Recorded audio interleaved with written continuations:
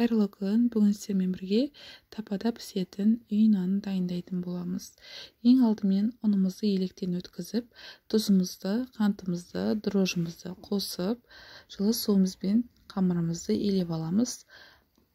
Қамырымыз қолға жабысқақ болып шығады. Қажетті заттардың мөлшерін описаниеге жазып кетемін. Қамырымызды елеп алғаннан кейін бетін жауып, жел соқпайтын жылы жерге 1 сағат мөлшерінде қойып аласыздар.